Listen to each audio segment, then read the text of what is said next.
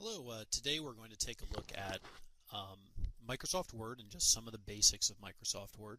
So notice I already have it open. To launch your program, usually you'd go to Windows button, All Programs, and then it's probably going to be somewhere like Microsoft Office or something like that.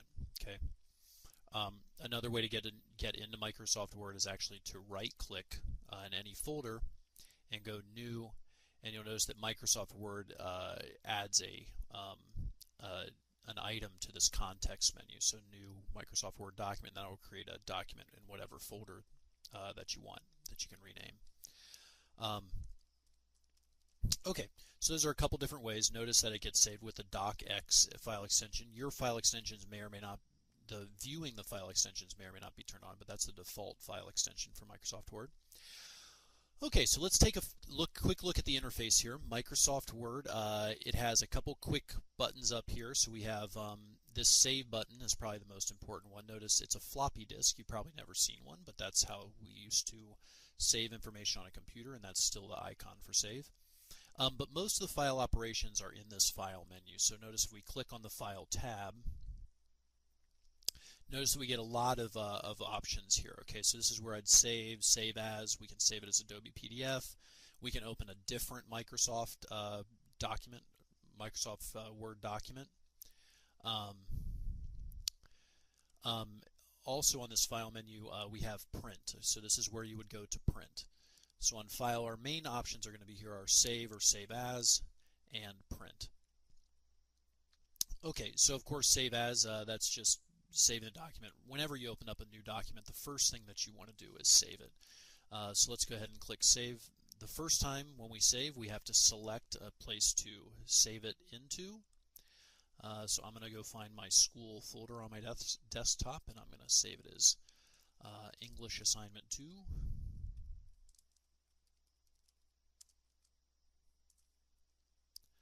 And click Save.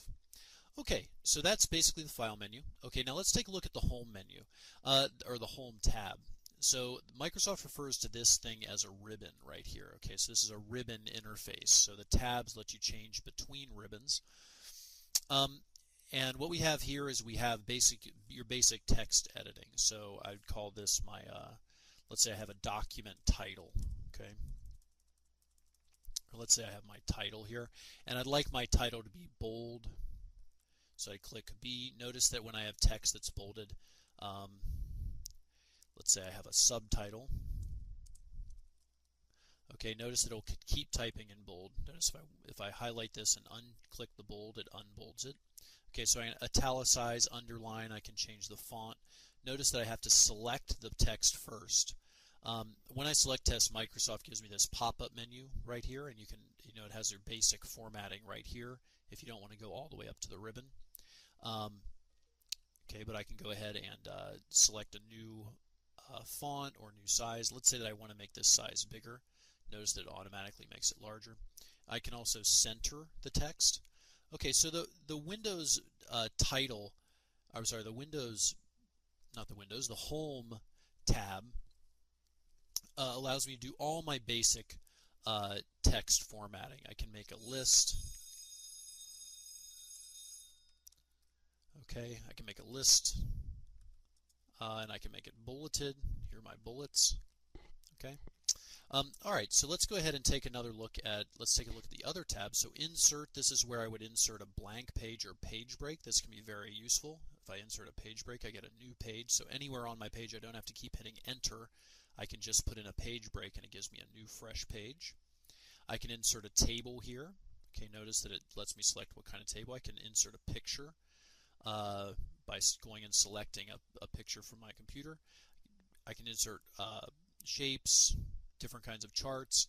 Okay, the other useful thing here is going to be a header or footer. Okay, so this on the insert page, I also can insert a footer, and this could be anything from page numbers to anything else. And notice it automatically brings up the footer and gives me this footer menu.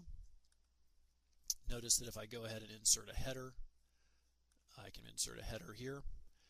Okay, and notice after I insert that header, I can actually go back in and double click it, and I get back into this special header toolbar up here. Okay, so let's get away from the header. So that's on the insert menu. Okay, so I can insert all those different things. Now on page layout, this is where you actually take a look at the margin. So if your teacher has a specific margin that they need you to use, this is right where you do that. So I can adjust the margins. I can also put in line breaks or line numbers, hyphenating. Okay, this is where if I want to make my orientation different, say I want to print out not in portrait so the paper stands up, but on landscape to make my paper a bit wider, this is where I can do that. Notice that now my paper is far wider. I'm going to change this back to portrait. So those are your main things. Also, this is where you have spacing. So if I have a couple lines of text, okay, notice this is where I would change my spacing. Okay, and they have increased points of spacing. Whoops. Okay, or decreasing points of spacing. Okay. We can also change the page color and page borders. Okay, now so that's basically the page layout tab. Anything having to do with how the content is displayed on the page that affects the entire page is on the page layout tab. Now we have references. So this is more of advanced section. This would be for proofreading and this type of thing. As a beginning user, you may or may not be using references. Mailings, this is where you would create multiple pages for, say, mailing out personalized letters, like putting in people's first names or last names for many, many recipients. Okay. I'm sorry, references, I made a mistake. References were not where you review things. References are where we'd insert footnotes, so this would be for academic papers. The review tab is where you would do proofreading, and you may not be using either one of those, the references, mailings, or review when you first start using Microsoft Word. Finally, the view tab. This is where you affect how things are displayed on the page. So we have web layout.